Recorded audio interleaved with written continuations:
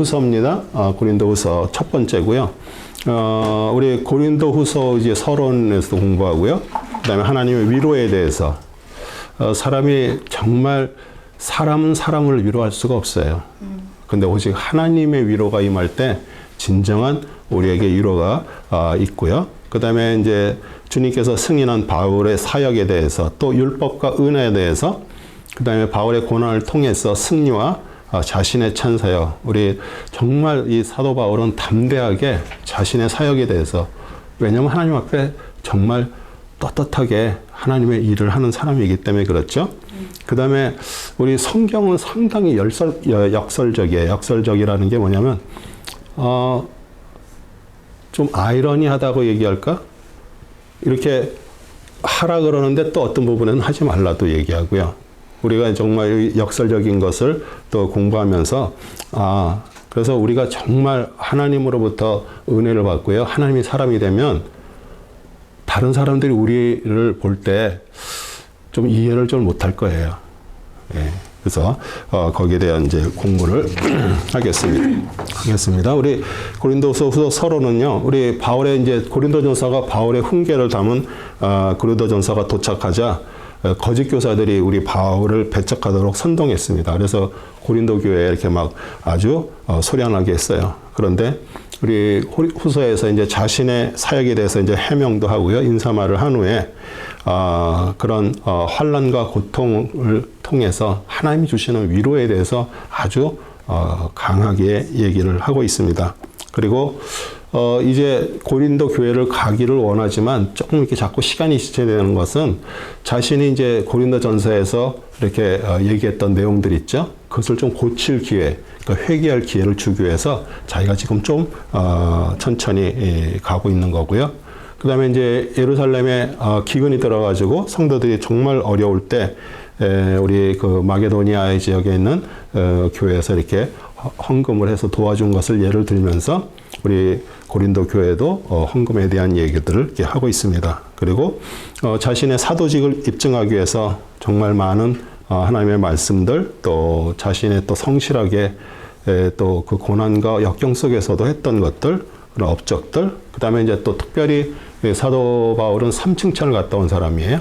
그런 환상, 또 이적들에 대해서 소개하고요. 그 다음에 이제 교회 방문할 계획을 또 말합니다. 그래서 이제 하나님의 위로, 우리 고린도후서 1장 2절에서 6절입니다. 같이 읽겠습니다. 하나님, 우리 아버지와 주 예수 그리스도로부터 은혜와 평강이 너희에게 있기를 바라노라. 하나님을 송축하리로다. 그는 우리 주 예수 그리스도의 아버지시요 자비의 아버지시요 모든 위로의 하나님이시며 우리의 모든 환난 가운데서 우리를 위로하시는 분이시라. 그러므로 우리 자신 하나님께 받은 위로로서 어떠한 고난 중에 있는 사람들도 위로할 수 있는 것이라.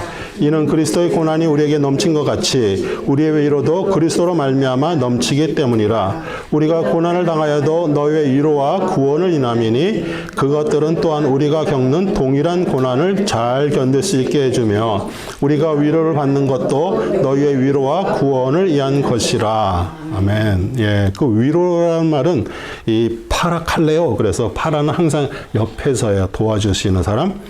칼레오 부르다. 이런. 그래서 사람을 위로한다는 것은 그 하나님께서 정말 우리들을 인도하고 또 어떤 분 보호하기 위해서 우리하고 나란히 걸어가는 그런 거를 이렇게 동행하는 것을 얘기하죠.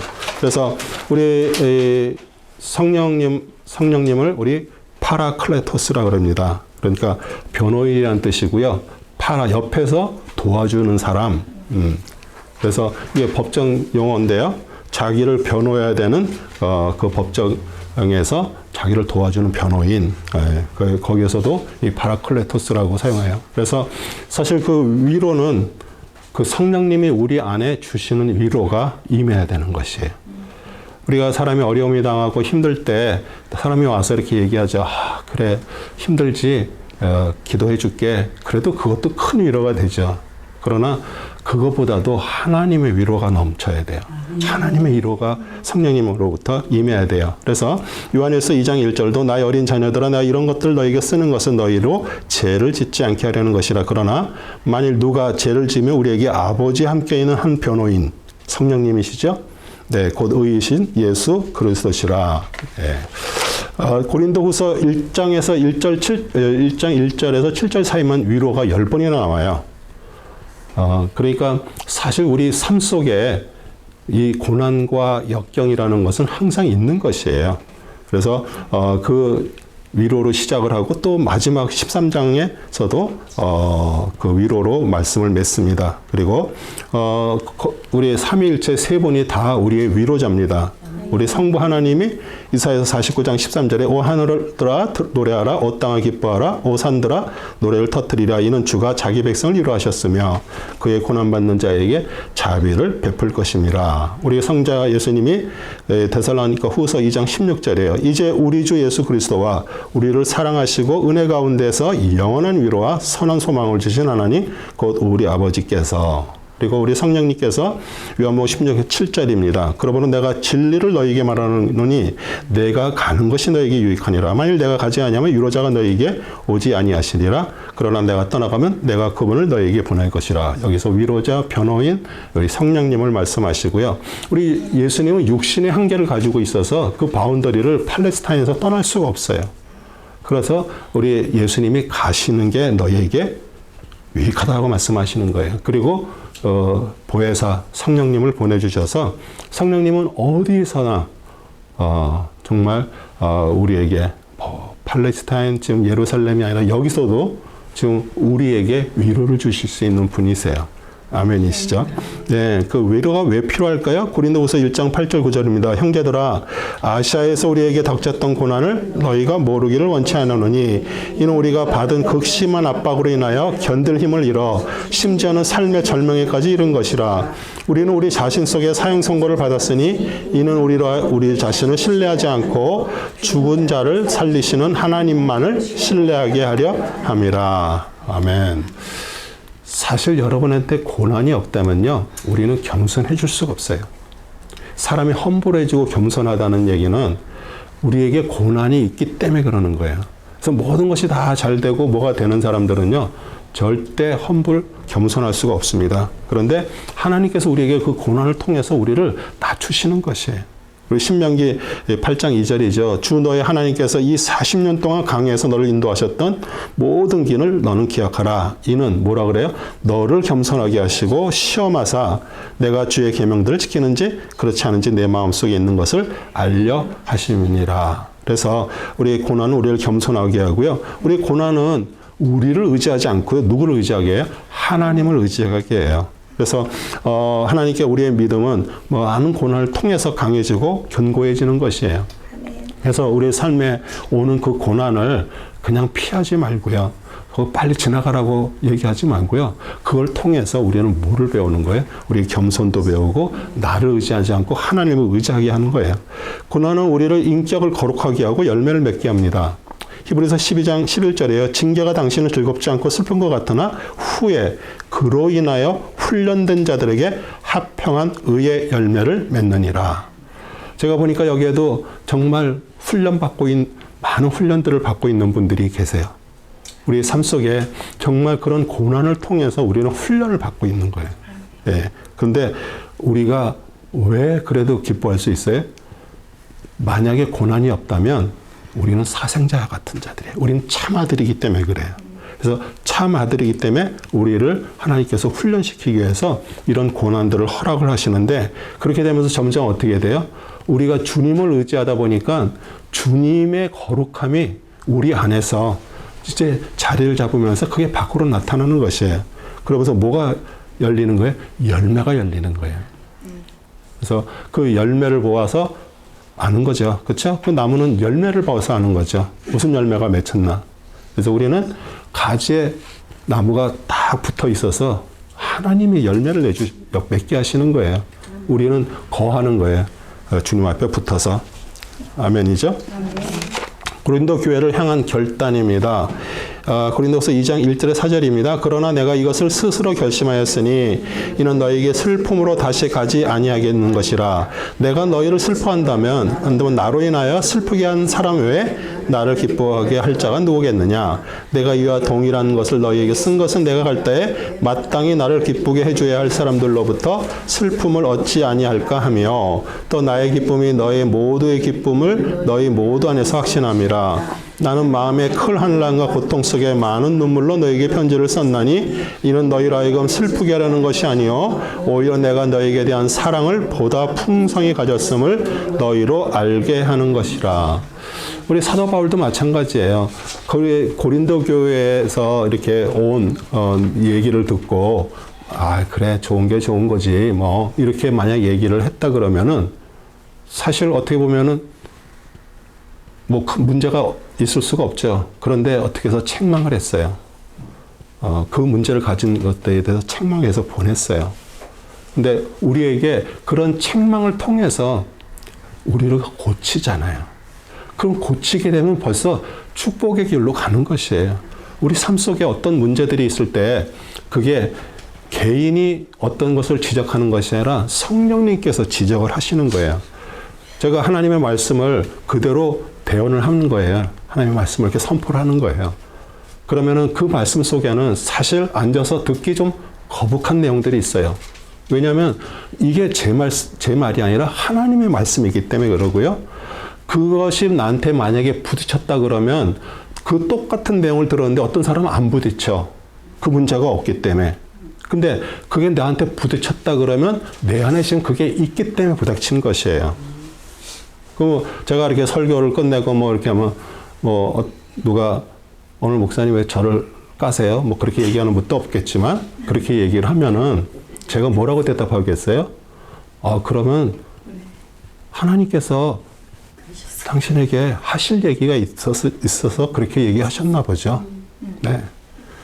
그래서 저는 누구를 이렇게 보고 누구를 개인이 아니라 하나님의 말씀을 주셔서 그걸 가지고 저는 그대로 선포를 하는 것이에요. 네. 그러니까 제가 어떤 말씀을 드렸는데 그게 여러분 마음에 시험이 들어도요. 저를 탓하지 마세요. 저는 오늘 사도 바울처럼 눈물로 여러분에게 말씀을 드리는 것이에요. 아멘이세요? 아멘. 그래서 사도 바울에게 외적으로는 큰 환난과 핍박이 있었고요. 내적으로는 애통과 근심이 있었어요. 근데 그 애통과 근심은 뭐예요? 고린도 교인들의 연약과 부족 때문에 왔어요. 그래서 바울은 정말 눈물로 진정한 눈물로 그렇게 사역을 한 것이에요. 그리고 고린도 교회는 악행자를 건징하라는 그의 권면을 받아들였어요. 다수의 사람들이 그것을 찬성했고요. 그 악행자를 처벌했어요. 고린도 교회는 건증이 있었고요. 사도의 권면을 순종했습니다. 그리고 사람의 생각을 앞세우지 않고 사도를 통해 주신 성령의 권면을 따랐기에 참된 신앙과 순종이 있는 교회예요. 왜 교회가 다 힘을 잃어버렸을까요? 교회의 건증이 사라졌기 때문이에요. 건증이 뭐예요? 만약에 교회 안에 성도들 중에 어떤 잘못된 부분이 있으면 그걸 앞에 내세워서 얘기를 하고 거기에 대해서 건증을 하고 그걸 만약에 안 받아들이면 어떻게 해요? 그럼 이 공동체에서 나갈 수밖에 없는 것이에요. 네. 왜냐하면 그 한 사람으로 인해서 주위에 여러 가지 문제들이 생기기 때문이죠. 저희 교회도 건증이 있었습니다. 그리고 여기 교회 다니시는 분이 교회를 어쩔 수 없이 떠날 수밖에 없었어요. 왜요? 교인들이 다 투표를 했기 때문에. 건증은 지금 교회에 건증이 있어야지 그게 진짜 참된 교회고요. 하나님의 뜻이 이루어지는 거예요. 그렇지 않으면요, 그거 다 좋은 게 좋은 거지. 왜 그럴까요? 사람을 모아갖고 사람을 좋게 하려는 그런 교회는 건증 절대 안 합니다. 왜요? 그 사람이 있다가 있는 사람들까지 데리고 나가니까. 그런데 하나님의 성령이 움직이시는 교회, 역사하는 교회, 건증이 있어야 됩니다. 바울 사역의 승리, 고린도후서 2장 14절 17절입니다. 항상 우리를 그리스도 안에서 승리하게 하시고 또 어느 곳에서나 우리로 하여금 그분에 관한 지식의 향기를 나타내게 하시는 하나님께 이제 감사하노라. 이는 우리가 구원받은 사람들에게나 멸망하는 사람들에게나 하나님 앞에서는 그리스도의 향기이기 때문이라. 정녕 이 사람들에게 사망이 이르는 사망의 향기나 저 사람들에게는 생명이 이르는 생명의 향기라. 누가 이런 일들을 원만히 감당하겠느냐? 우리는 하나님의 말씀을 변개시킴으로 섬김으로써 이익을 취하는 여러 사람들과 같지 않고 오직 성실함으로써 또 하나님께로부터 난 자로서 하나님 앞에서 그리스도 안에서 말하노라. 우리 전도자, 하나님 말씀을 전하는 자는 우리 하나님 앞에서 그리스도의 향기예요. 예, 왜냐하면 구원을 얻는 자에게 생명이 이르는 생명의 향기고요. 멸망하는 자에게는 사망이 이르는 사망의 향기예요. 그래서 하나님 말씀이 선포되고요. 정말 그 말씀을 받고 돌이키고 회개하고 하나님 앞에 나가는 사람한테는 그 말씀이 생명이고 그리스도의 향기예요. 그렇죠. 그런데 그걸 받지 않고 그러면은 그건 사망의 향기백이 될 수 없는 거죠. 그래서 어떻게 보면 전도는 참 존귀하고 복된 직무면서도요, 사실 두렵고 떨리는 직무예요. 사람 가운데 생명과 사망을 나누고요. 생명은 뭐예요? 영생이고요. 사망은 영벌이에요. 그것을 나누기 때문이에요. 그 다음에 요한복음 3장 18절입니다. 아들을 믿는 사람은 정죄를 받지 아니하나 믿지 아니하는 사람은 이미 정죄를 받은 것이라. 이는 그 사람이 하나님의 독생자 이름을 믿지 않았기 때문이라. 이 믿음이 그렇게 중요한 것이에요. 우리 주의 승인된 사역 고린도후서 3장 1절에서 5절입니다. 우리가 다시 우리 자신을 추천하기 시작하는 것이냐, 아니면 우리가 다른 사람들처럼 너희에게 줄 추천서와 너희로부터 받을 추천서가 필요하겠느냐. 너희는 우리 마음에 기록된 우리의 편지라 모든 사람에게 알려졌으며 읽혀졌고 또 너희는 우리가 섬긴 그리스도의 편짐이 분명히 드러났으니 이는 잉크로 쓴 것이 아니라 살아계신 하나님의 영으로 쓴 것이며 돌판에 쓴 것이 아니라 육신의 마음판에 쓴 것이라. 우리는 하나님을 향한 그러한 확신을 그리스도를 통하여 가졌노라. 우리는 어떤 일이라도 우리에서 난 것 같이 생각하여 스스로 만족하지 않는 것은 우리의 만족이 하나님께로부터 난 것이기 때문이라. 우리 주시는 그 만족도요, 하나님으로부터 만족이 와야 돼. 내 자신을 만족시키기 위해서 하는 만족이 아니라. 우리 바울의 사역을 괴롭히는 그 율법주의적 유대 교사들은요, 공식적으로 예루살렘에서 속에서 추천서들에게 가지고 다녔어요. 예, 사도 바울도 주님을 만나기 전에 그랬죠. 공문 받아가지고 어디 갔어요? 다메섹에 가서 믿는 자들을 잡아오려고 갔어요. 다 그런 추천서, 소개서를 붙들고 갖고 있었어요. 그런데 우리 여기에 오늘 말씀이 그러잖아요. 고린도 교회는 그리스도께서 추천하시고 확증하는 편지고요. 그리스도의 추천서예요.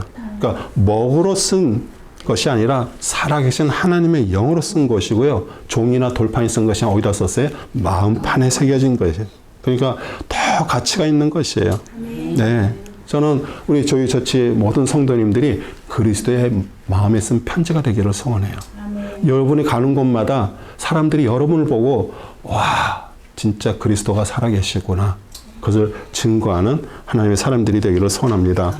아멘. 모든 선한 것이 다 하나님께로 왔고요. 하나님의 은혜예요. 우리 안에서 난 거 없어요. 그렇기 때문에 우리는 뭐 만족하거나 자긍하서는 안 되고요. 우리를 자랑하는 게 아니라 누굴 자랑해야 돼요? 하나님을 자랑하죠. 그리스도를 자랑하고요. 그것이 하나님 앞에 영광이 돌려지는 것이에요. 네. 그래서 우리가 어떤 것들을 누가 칭찬을 하고 우리가 어떤 거에 한 거에 대해서 이렇게 해도요. 그게 전부 다 하나님 앞에 들어가야 돼요. 제가 성막을 하면서 그 제사장들이 그 부장단에서 쓰는 그 향을 그걸 개인이 맡아서는 안 된다 그랬죠. 네. 하나님 앞에 올려지는 향이라는 게 뭐예요? 하나님 앞에 올려지는 영광이에요.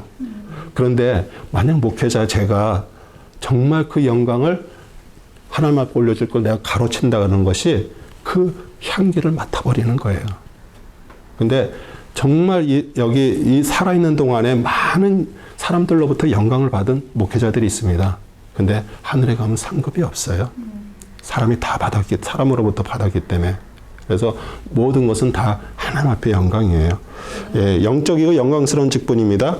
고린도후서 3장 6절에서 9절. 또한 그분은 우리 안으로 새 언약의 능력이 있는 일꾼이 되게 하셨는데 이는 법문으로 한 것이 아니고 영으로 한 것이니 법문은 죽이고 영은 생명을 주기 때문이라. 그러나 돌판에 기록되고 새겨진 죽음의 직분이 영광스러워 이스라엘 자손이 모세의 용모의 영광 즉 없어져 버릴 영광 때문에 그의 얼굴을 주목할 수 없었거늘 하물며 영의 직분은 더욱 영광스럽지 아니하겠느냐. 정죄의 직분의 영광이 있다면 의의 직분에는 영광이 더욱 많으니라. 아멘. 아멘. 오늘 고린도후서에서 제일 중요한 말씀들이에요.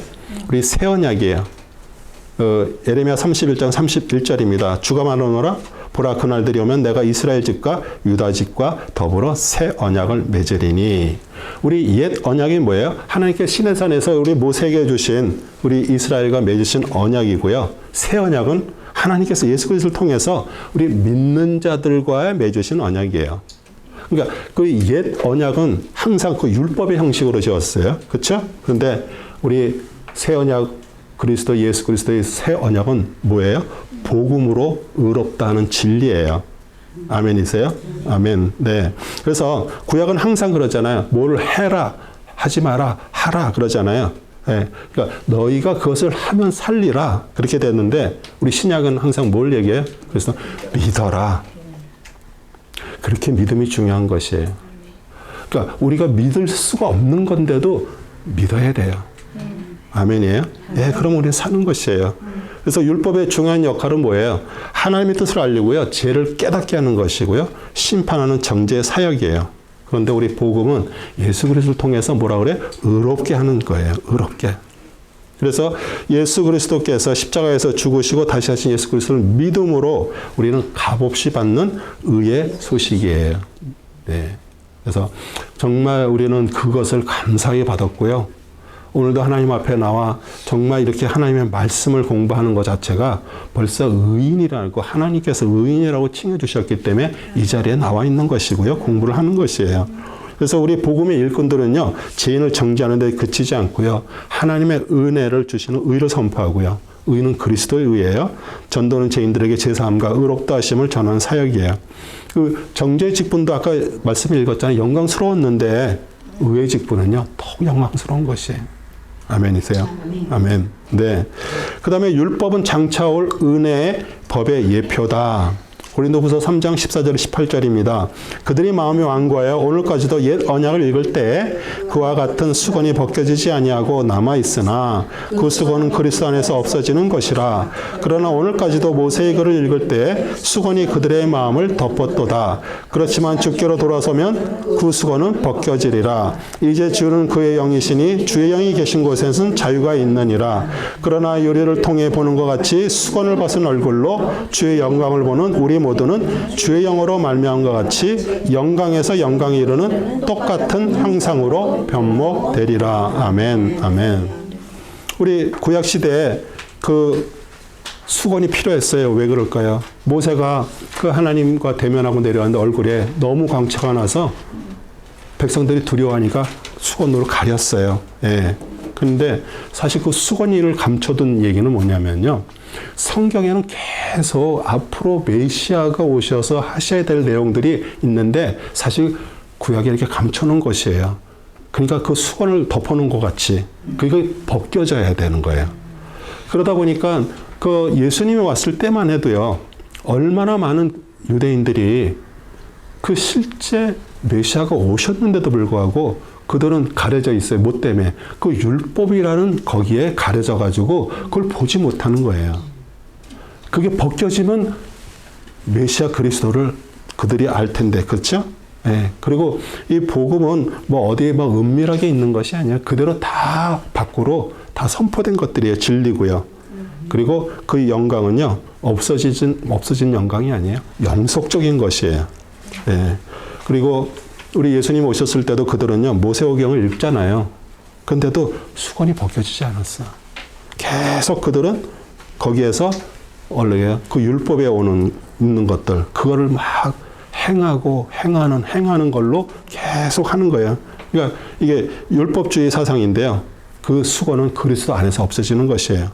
그래서 우리 구약은요, 모두 메시아 그리스도를 말하고 있어요. 그래서 여러분도 만약 지금 신앙생활 하면서 그 율법적인 신앙을 여러분이 할 수가 있습니다. 왜? 그분이 오셨음에도 불구하고요. 그러니까 율법적인 신앙이라는 게 뭐예요? 우리는 구약에 있는 것들이 사라진 게 아니라 예수님께서 와서 완성시키셨어요. 우리 예수님이 십자가에서 다 이루셨다라고 말하셨어요. 그런데도 우리의 마음속에 뭐가 있는 거예요? 야, 이번에 11조를 못 내면은 그거 어떡하지? 마음이 막 찜찜해. 11조는 벌써 예수님께서 십자가에서 다 이루셨어요. 그리고 뭐 요번에 뭐 해야 되는데 안 하면, 그리고 뭐 무슨 뭐 모임이나 이런 데 안 오면 막 마음이 막 그래요. 그러니까 아직도 그런 율법적인 신앙들이 우리 안에 이렇게 남아 있는 거예요. 그런데 진짜 그리스도가 여러분 안에 들어오시면요, 그 안에 자유함이 있고요. 그러면 그렇다고 그 사람이 방종을 할까요? 절대 그렇지 않습니다. 그리스도의 영이 있는 사람이 어떻게 겉과 속과 틀리고, 아 그래 나는 자유야, 나는 뭐 그런 거 안 해도 돼, 이게 아니잖아요. 오히려 산상수훈은요, 율법보다 더 강해요. 사람이 마음에 속에 있는 거가 있기 때문에 내가 겉으로 율법을 철저하게 지켜도요, 여러분이 정말 신앙생활하면서 뭐 여러 가지 것들을 철저하게 지킨다 그래도 여러분 마음은 누구도 알 수가 없어요. 그렇죠? 네. 그런데 내가 진짜 그리스도의 영이 임하고요, 우리가 새 언약으로 바뀐 하나님의 사람이라고 딱 내가 된다면요, 여러분 정말 율법보다도 더 어려운 것들. 그러니까 율법이 그러잖아요. 사람들에게 바보라고, 멍청한 놈, 지옥 간다고 얘기해요. 왜냐면 그 사람도요, 우리가 볼 때는 바보 같고 좀 멍청해 보여도 다 예수님이 피로 값주고 사신 사람이에요. 그래서 그게 정말 이렇게 오게 되면 우리는 절대 누구를 뭐라고 얘기를 할 수가 없어요. 네. 그리고 하나님의 영이 임하게 되니까 하나님의 사람으로 점점 우리는 살아가시는 것이에요. 아멘이세요? 네. 그래서 뭐 눈에 보이든 눈에 보이지 않든, 누가 사람이 보든 뭐 목사가 보든 안 보든 그거 상관없어요. 내가 하나님의 영으로 움직이는 거지 누구의 눈치를 보면서 하는 것이 아니에요. 그런데 교회가 하나님의 영으로 움직이는 교회가 있고요, 그런 율법적인 어떤 종교적인 것으로 움직이는 교회가 있어요. 그럼 거기 안에서는 내가 내 마음은 그렇지 않은데도 다들 그렇게 하나 보네, 그러면 또 글로 막 따라서 그냥 막 하는 거예요. 그러니까 자유함이 없는 거죠. 네. 근데 그거는 시간이 오래 가지 않습니다. 언젠가는 그 안에서 그거에 터져 나올 수밖에 없어요. 네. 그래서 바울의 진실된 사역입니다. 고린도후서 4장 1절의 4절입니다. 그러므로 우리가 자비를 받은 것 같이 이 직분을 받았으니 우리는 낙심치 아니하노라.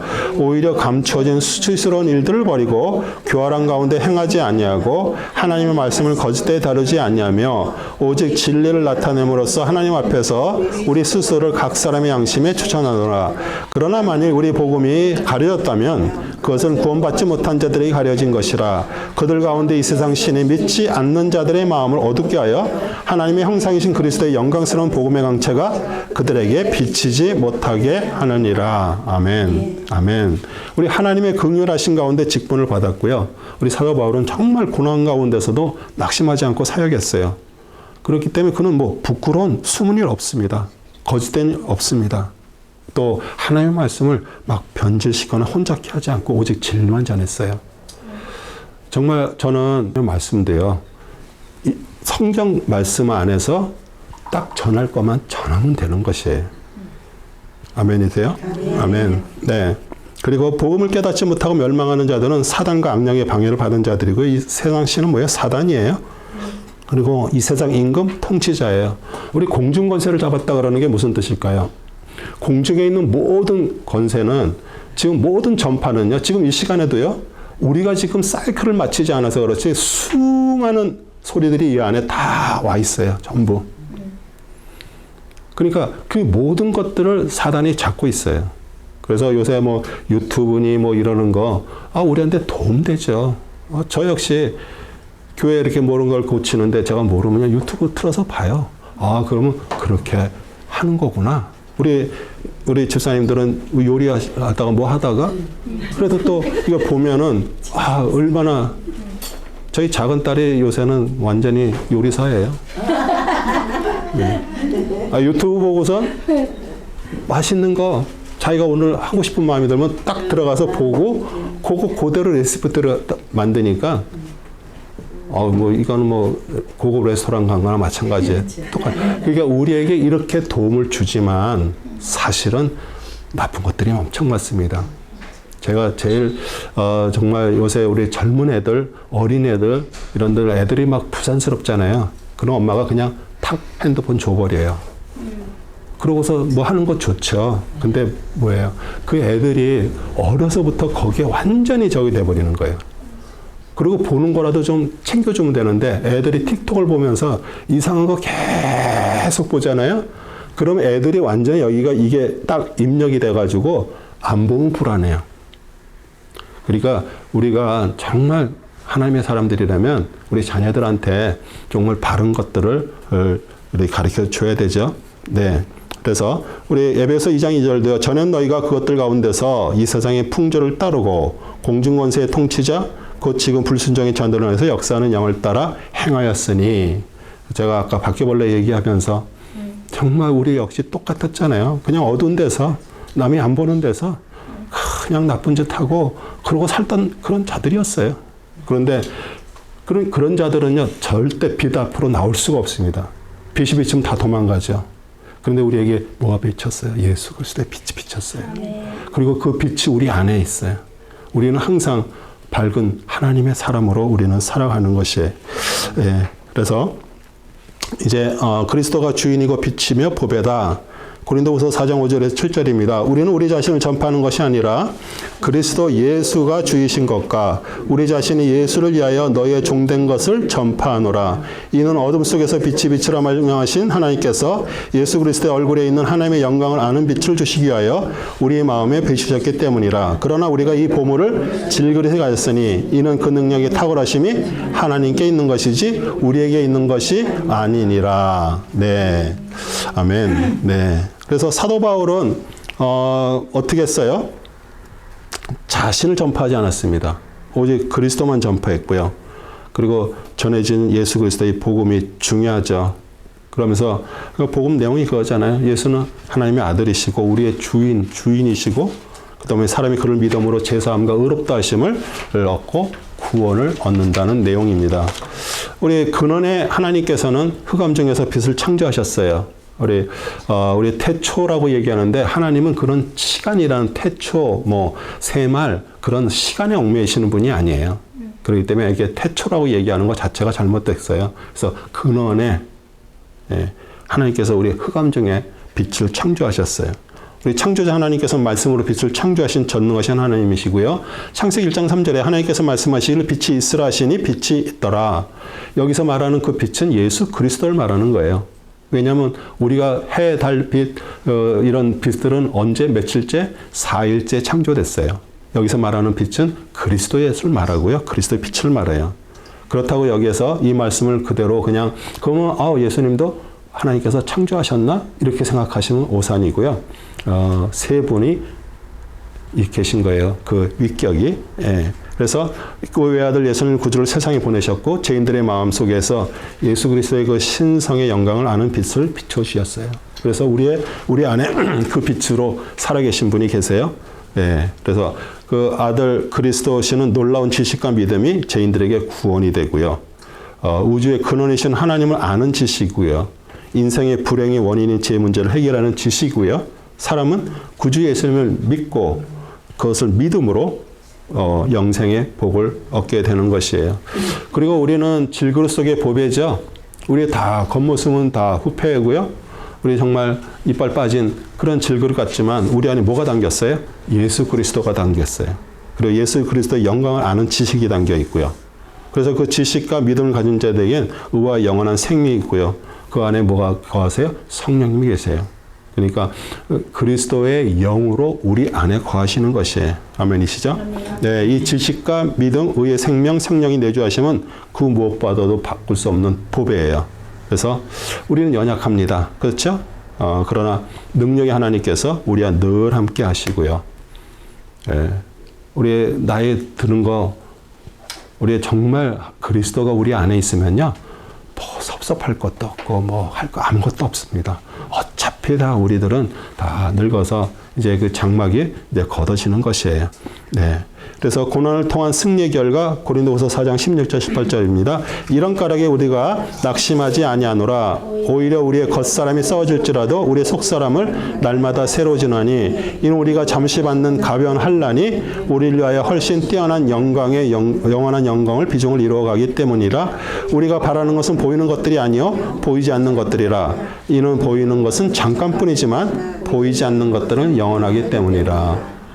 여러분도 지금 눈에 보이는 이 세상에 있는 것들이 안타깝고 이 세상에 있는 게 아까워가지고 이거를 정말 이렇게 보고 있고 이게 다라고 생각한다 그러면 여러분 정말 큰 오산이에요. 저는 그런 분 한 분도 없으리라고 생각해요. 왜요? 우리 영원한 것이 있기 때문이에요. 어쩌면 정말 그 영원한 것이 없다면 여러분과 저처럼 불쌍한 사람이 어디 있어요? 세상 사람이 볼 때. 그렇죠? 아니 뭐 좀 놀고 뭐 좀 저거 하고 그러지 뭐 이렇게 뭐 공부하면서 시간 내서 막 그러게 하냐고. 그렇죠? 그런데 우리에게 뭐가 있어요?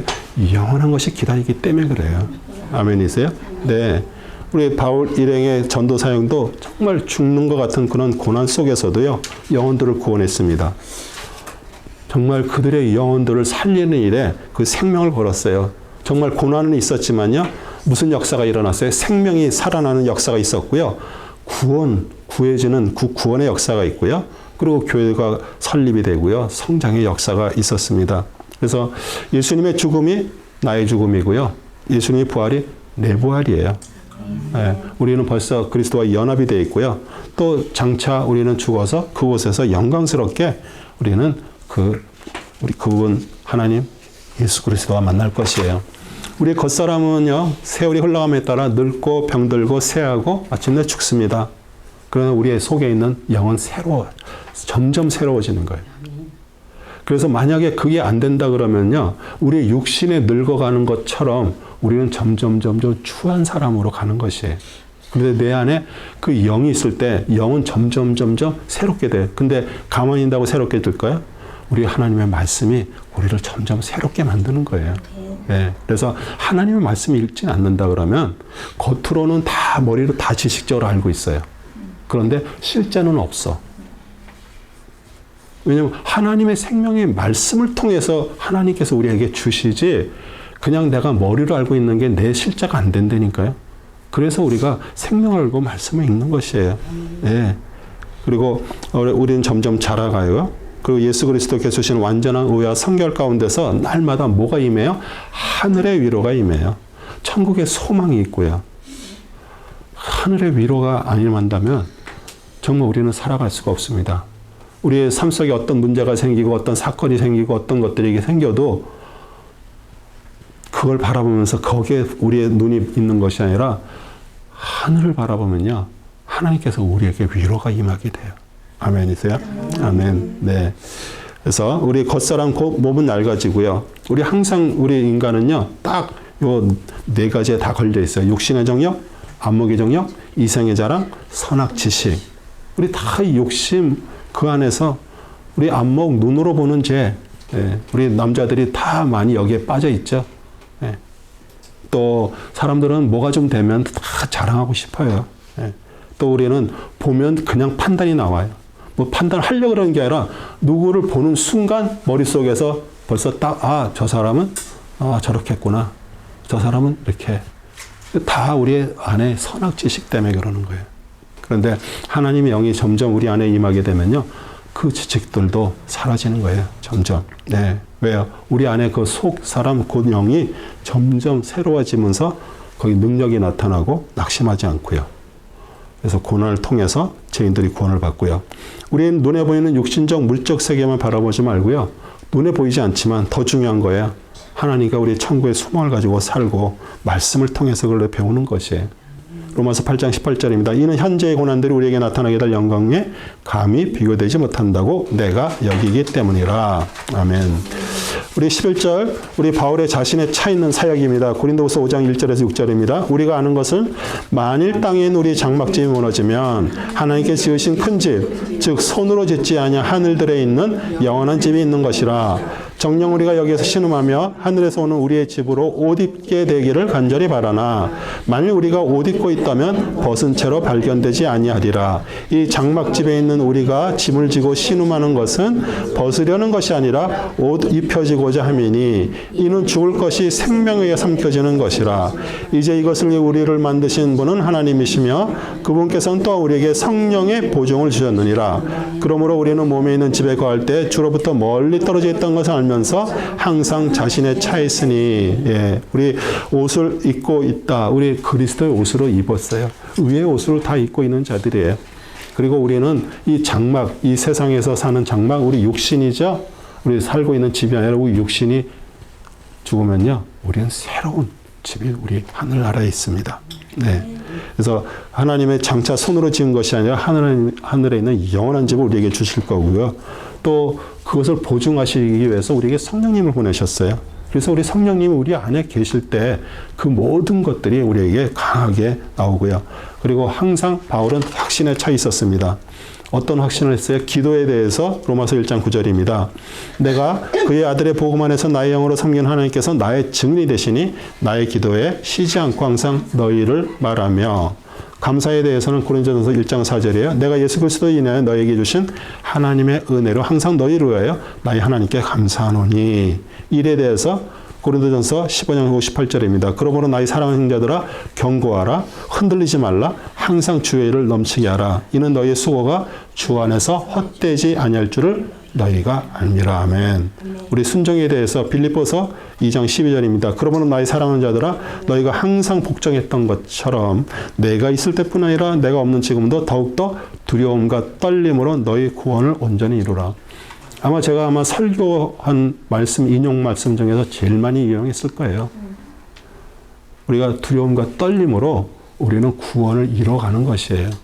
우리 분명히 정말 내가 그리스도를 나의 주로 구세주로 영접하면 우리 구원을 받았어요. 그런데 그거는 이제 시작이에요.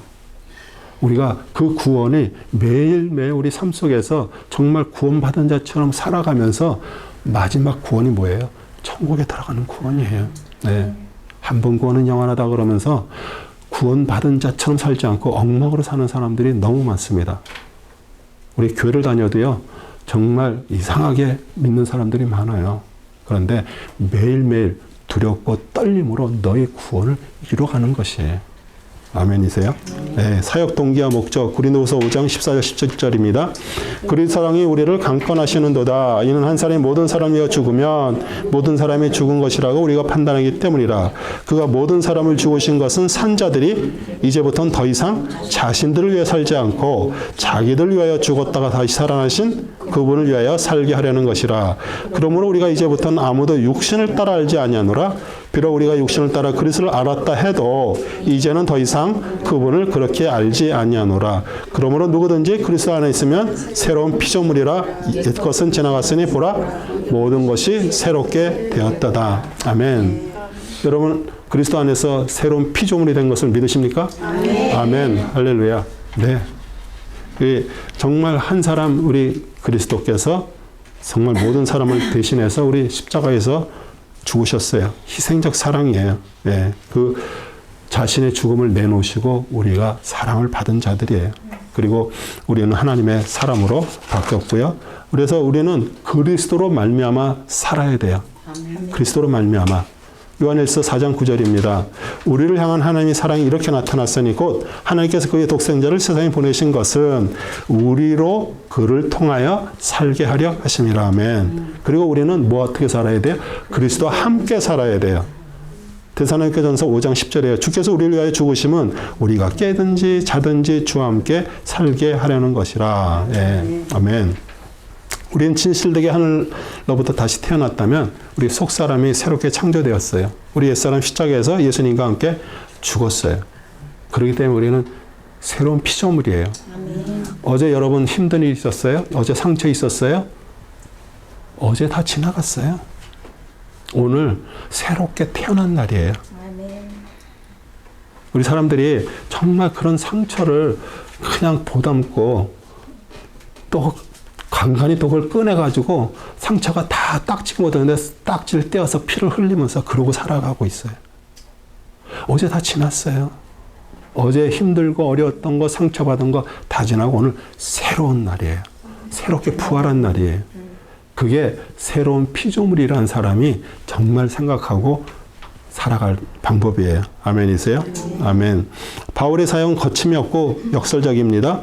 거침이 되지 않고 고린도후서 6장 1절에 10절입니다. 좀 길지만 같이 읽겠습니다. 이제 우리는 그와 함께 일하는 자들로서 너에게 권고하노니 너희는 하나님의 은혜를 헛되이 받지 말라. 말씀하시기를 기뻐 받아진 때에 내가 내 말을 들었고 구원의 날에 너를 도왔도다 하였으니 보라 지금이 기뻐 받아줄 만한 때여 보라 지금이 구원을 받으리라. 이 직분이 드러나지 않게 하려고 어떤 일에도 거침이 되지 않게 하려고 오히려 모든 일에 우리 스스로가 하나님의 일꾼님을 입증하기를 많은 인내와 환난과 궁핍과 곤란과 매맞음과 갇힘과 소요와 수고와 깨어있음과 금식에서 그리하였으며 순결과 지식과 오래 참음과 친절과 성령과 가식 없는 사랑과 진리의 말씀과 하나님의 능력과 오른손과 왼손에 든 의의 병기로서 영광과 오욕으로서 또 악평과 혹평으로서 그리하였고 속이는 자들 같으나 진실하며 이름이 없는 자 같으나 유명하고 죽은 자 같으나 보라 우리가 살아있으며 매를 맞았으나 죽지 아니하였고 슬퍼하는 자 같으나 항상 기뻐하며 가난한 자 같으나 많은 사람을 부유하게 하고 아무것도 없는 것 같으나 모든 것을 가졌느니라. 아멘. 아멘. 예. 우리 바울은 정말 비난받지 않게 하려고 정말 꺼리낌 없이 자기가 처신하도록 애를 썼습니다. 그래서 사실 그렇게 다니면서 그 교회로부터도 받을 수도 있어요. 그런데 자비량으로 정말 힘들게 천막을 기우면서 그렇게 하나님의 일을 했어요. 그래서 우리 그의 확신 있는 교훈 때문에 그런 확실한 지식과 믿음이 없는 자들에게 어쩌면 뭐 속이는 것 자처럼 보였어요. 그러나 진리를 그는 말하는 자였고요. 근심하는 자 같으나 오히려 기뻐했고요. 죽었을 때 오히려 생명을 줄 수 있는 것이에요. 그러니까 죽었을 때 어떻게 생명을 줄까요? 세상 사람들 그렇게 얘기하죠. 근데 여러분이 만약 여러분의 자아가 죽어봐요. 여러분이 정말 내가 원하는 그런 디자이어 이런 것들이 다 죽어봐요. 정말 생명을 줄 수가 있는 것이에요. 예, 요한복음 12장 24절입니다. 진실로 내가 너에게 말하노니 하나님이 이 땅에 떨어 죽지 아니하면 하늘 그대로 있지만 죽으면 많은 열매를 맺느니라. 제가 누누이 강조하죠. 교회는 목사가 죽으면 돼요. 정말 목사가 죽어서 바닥처럼 그 하나님의 보내준 성도들을 섬기면은 거기서 하나님의 역사들이 일어나고요. 우리 가정에서는 누가 죽어가야 돼요? 남편이 죽어야 되나요? 아내가 죽어야 돼요? 아니에요. 깨닫는 자가 죽어야 돼요. 절대 깨닫지 않는 사람이 왜 죽어요? 못 죽죠. 그런데 여러분이 정말 깨달았다고 말하면요. 죽으세요. 그거 아니잖아. 내 생각엔 아닌데 우리 왜 싸워요? 내 생각이 아니기 때문에 싸우는 거예요. 근데 그 내 생각이라는 게 맞는 거예요? 그게 아닐 수도 있는 거고요. 그게 죽어야 돼요. 그게 죽어버리면 제가 누누이 얘기하잖아. 우리 부부는요, 한 몸이고요. 다 이렇게 연결돼 있어요. 그런데 서로 풀으라 그래. 당신이 풀어, 내가 풀어, 막 풀으라고 얘기를 해. 깨닫는 자가 푸는 거예요. 그럼 다 풀리는 거예요. 그러면은 진짜 이게 하나님께서 주신 이 가정이 그 아름다운 가정을 그냥 내가 옳다, 네가 옳다 증명해가면서 사람들 동원해가지고 자녀들까지 막 동원해가지고 옳다는 걸 막 강조해. 왜? 이기려고. 자기가 옳다라는 것을 강조하기 위해서. 얘들아 내 말 들어봐. 아빠 이렇게 하는 거 이거 틀렸지? 아니거든. 그러니까 깨달으면 어떻게 죽을 수가 있고요. 그러면 모든 문제들이 풀려요. 그러면 그래요. 예전에 어떤 집사님이 그래. 제가 이렇게 어떤 걸 설명하고 그 가정에 대해서 정말 그 부분이 있어서 얘기했어요. 목사님은 왜 저만 맨날 죽어야 돼요? 그래요. 근데 남편은 교회 안 다녀. 그러면은 깨닫고 안 사람이 죽으면 되는 거잖아요. 그러면 남편도 하나님의 교회에 나올 수 있는 사람이에요. 근데 왜 나만 죽어야 돼요? 너무 그건 아니잖아요. 그럼 뭐가 살아있어요, 아직도? 자기가 살아있는 거예요. 자기 자아가 살아있고요. 자기 생각이 살아있고요. 예. 그래서 어떻게 보면은 정말 이 가난하지만 부유하고요. 뭐 없는 것 같은데 모든 걸 가졌고요. 약하다. 우리 어렸을 때 그런 얘기, 제가 동네 가서 친구하고 싸워 터져갖고 들어오면은 우리 엄마가, 야, 지는 게 이기는 거야. 지는 게 이기는 거야. 아니, 지는 게 뭐가 이래요. 당연히 가서 때려놓고서 해야지. 그런데 정말 내가 약할 때요. 누구의 강함이 오는 거예요? 그분의 강함이 오는 것이에요. 아멘이세요? 아멘. 예.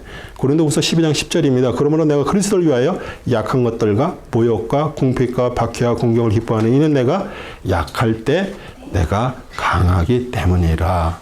내가 약하니까 여자분들이 자꾸 이렇게 뭐 저하면은 울죠. 그러면 남자들이 알았어 이러잖아요. 그러니까 우리가 약할 때 주님 저 할 수가 없어요. 저 정말 안 돼요. 도와주세요. 그분이 나를 도와주신. 난 내가 알아서 다 할 테니까 내버려 두세요.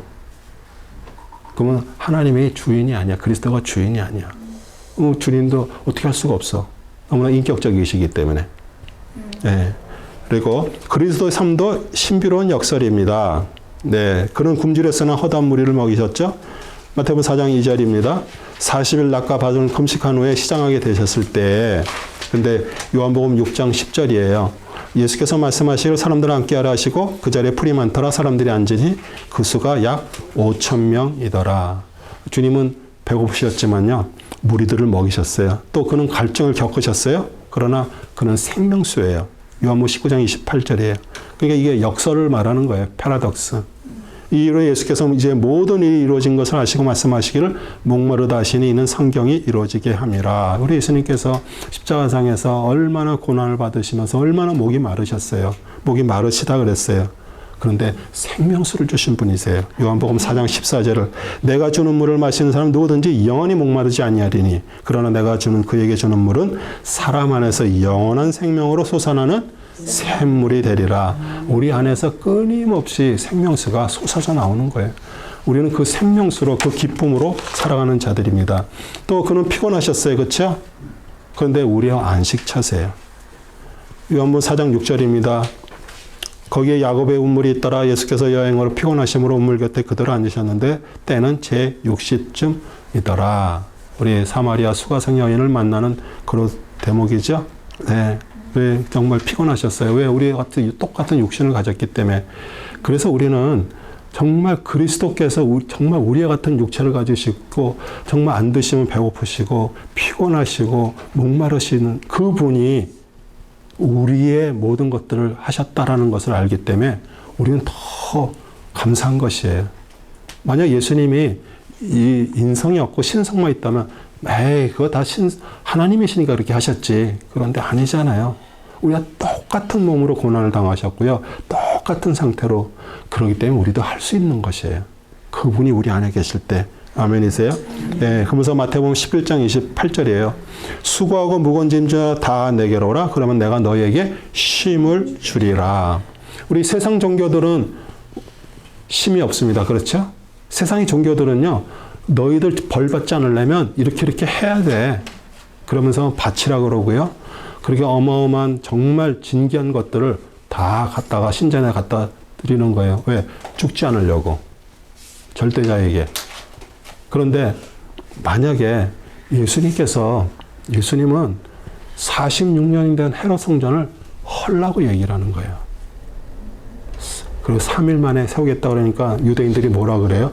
야, 이게 46년 동안 세워진 건데 어떻게 네가 헐어서 그걸 세우겠냐 그러죠. 근데 우리 예수님이 뭐라는 거예요? 이제는 눈에 보이는 성전 시대는 지났어요. 내가 3일 만에 부활하셔서 자신이 성전이 됨과 동시에 하나님의 영을 받은 자들이 다 성전이 된 거예요. 그래서 교회는 여러분 자신들이에요. 그래서 여러분 자신들이 와서 그럼 우리가 왜 교회에서 모여서 예배를 드려요? 여기 드리면서 하나님 앞에 영광을 올려드리는 것이에요. 교회들이 와서. 그런데 만약에 교회를 그렇게 예수님께서 교회를 헐라 이제 성전 시대 끝났다 그러는데도 로마 가톨릭으로부터 시작해서 어마어마한 성당들을 지었어요. 지금 다 그냥 관광객이나 가는 거예요. 그렇죠? 그러면 거기만 가톨릭만 그럴까요? 지금 마찬가지예요. 지금도 많은 교회들이요 문 닫고 있습니다. 왜요? 어마어마하게 줘놨는데 성도가 없어. 그 경제가 어려우니까 그거 유지할 수가 없어. 그러면 정말 왜 제가 작은 교회 하나님의 역사하시는 교회를 자꾸 주장할까요? 큰 교회는 어쩔 수 없이 그걸 관리하려면요 어마어마한 돈이 들어들고요. 그렇기 때문에 교회에서 11조 하란 얘기를 안 할 수가 없는 것이에요. 이게 사람으로 움직일 수밖에 없기 때문에 그러는 거예요. 그런데 하나님께서 우리에게 다 우리의 성전이에요. 그러니까 성전이니까 우리는 거룩하게 하나님의 영이 거하는 거룩한 전이 된 자들이에요. 진짜 그게 확실하다 그러면 그리고 그걸 받은 자라면 어떻게 죄를 질 수가 있어요? 어떻게 몸에다가 막 이것저것 집어넣어서 막 연기를 뿜을 수가 있어요? 그럴 수가 없는 거거든요. 그리고 내가 성전이기 때문에 진짜 주님 앞에 나를 드리는 자들이 되는 것이에요. 아멘. 그럴 때 진정한 쉼이 오는 거예요. 세상의 종교들 쉼이 없습니다. 우리 교회도 정말 쉼들이 없어요. 근데 그게 진짜 임한 자들에게 하나님의 쉼이 임하고요. 그 우셨어요, 우리 예수님. 그렇죠? 그런데 또 우리의 눈물도 닦아주십니다. 요한복음 11장 34절, 35절이 우리 나사로의 죽음이 얘기한 거죠. 말씀하기 그를 어디다 두었느냐 하시자 그들이 주여 와서 보소서라고 말씀드리니 예수께서 우시더라. 예수님이 그 나사로가 죽어서 이렇게 있는 거 보고 오신 거예요? 그게 아니에요. 그들의 믿음이 없기 때문에 우신 거예요. 우리 예수님이 우리 십자가를 지시고 우리 가니까 여인들이 막 우는 거예요. 네, 우리 예수님이 그러잖아요. 나를 위해서 울지 말고 너와 너의 자녀들 위해서 울라 그러는 거예요. 네, 우리 예수님은 정말 우리에게 그 우셨는데 그리고 눈물을 닦아주시잖아요. 우리 계시록 21장 4절입니다. 하나님께서 그들의 눈에서 모든 눈물을 닦아내시며 다시는 사망이나 슬픔이나 울부짖음이 없고 고통이 또한 없으리니 이는 이전 것들을 다 사라져 버렸음이라 하더라. 네. 그래서 우리 다 스노레이러 다 그곳에 가요. 거긴 정말 슬픔 없습니다. 눈물 없고요. 그런데 우리는 지금 이 세상에서도요. 천국에 앉아있는 자처럼 사는 거예요. 아멘이세요? 아멘. 네. 우리 실제로 살아가는 데서 힘들고 눈물 흘리는 일 있죠. 그런데 누가 계세요? 성령님의 위로자가 우리 안에 계시는 분이세요. 아멘이에요? 네. 그리고 불신자를 교인으로 포용하지 말라. 고린도후서 6장 14절에서 16절입니다. 믿지 않는 자들과 멍에를 같이 매지 말라. 의가 불의와 어찌 관계를 맺으며 빛이 얻은 것 어찌 사귀겠느냐. 그리스도가 벨리알과 어찌 조화를 이루며 또한 믿는 자가 믿지 않는 자와 어떤 부분을 같이 하겠느냐. 하나님의 성전과 우상들이 어찌 일치하겠느냐. 이는 너희가 살아계신 하나님의 성전임이라. 하나님께서 말씀하시기를 내가 그들 가운데 살며 그들 가운데 다닐 것이며 나는 그들의 하나님이 되고 그들은 나의 백성이 되리라. 아멘. 우리가 하나님의 성전, 하나님의 영이 거하는 성전이 됐을 때 오늘 하나님께서 이렇게 얘기하잖아요. 내가 그들 가운데 거닐고 그들과 가운데 다니고 그리고 그들은 나의 자녀, 백성이 되리라 이렇게 얘기하잖아요. 그렇죠. 의와 불법 함께 할 수 없습니다. 의와 불법은 서로 정죄하고 멀리합니다. 그렇죠. 빛이 오면 어둠은 사라지고요. 어둠이 오면 빛이 사라지는 것이에요. 그래서 동시에 같이 있을 수가 없죠. 예. 우리 벨리알은 무가치한 자라서 마귀를 뜻하고요. 마귀는 하나님의 원수고요. 예수께서는 마귀를 멸하러 오셨어요. 히브리서 2장 14절 하반절이에요. 자신의 죽음을 통하여 죽음의 세력을 가진 자, 곧 마귀를 멸망시키시며. 예. 우리 하나님의 성전과 우상도 일치할 수 없네요. 그렇죠? 또 우리 성도들의 교제도 또 마찬가지입니다. 우리 믿음이 없는 자는 구원받아야 할 대상이지 교제의 대상이나 협력 대상이 아니에요. 예, 그래서 교회에 누가 이렇게 오면은요, 뭐 목사가 됐든 전도사가 됐든 장로님이 됐든 뭐 권사님이 됐든 누구든 먼저 이분이 진짜 구원받은 하나님의 사람인가를 먼저 체크업을 해야 돼요. 예. 그래서 왜냐하면 그렇게 돼서 진짜 하나님의 영으로 움직이는 사람이 돼야지 같이 멤버로 같이 공동체를 이루면서 어떤 일을 하지요. 왜 교회가 문제 생기고 자꾸 분란 일고 막 갈라지고 그럴까요? 세상에서 행색계나 하고 이런 사람들을 뭐 장로로 세우고 안수입사를 세우고 뭐 의사, 변호사 뭐 그런 사람들 뭐 좀 돈 좀 있고 뭐 회사 뭐 운영하는 이런 사람들을 리더로 세우니까 이 사람들은 하나님 사람이 아니거든요. 모든 것을 세상의 방식으로 판단을 하고 세상의 지식을 가지고 해요. 당연히 여기는 교회는요 하나님의 영이 움직이시는 데예요. 네. 설령 내가 국민학교를 제대로 못 나왔어도요 하나님의 영이 계시면 오히려 그 사람이 더 위대한 사람이에요. 더 난 사람이에요. 네. 그래서 무슨 뭐 이것저것 따질 거 없습니다. 진짜 이분이 하나님의 사람으로 하나님 앞에 나갈 때 우리는 같이 연합도 하고요. 같이 몸을 이루고요. 같이 일을 할 수가 있는 것이에요. 네. 그래서 오늘 우리 고린도후서 이렇게 1장에서 6장까지 이렇게 하면서 우리 사도 바울이 정말 중요한 말씀들 많이 했고요. 제가 여태까지 이렇게 집에 가서 이렇게 한번 보라고 얘기 안 했는데 오늘 거 꼭 좀 집에 가서 보세요.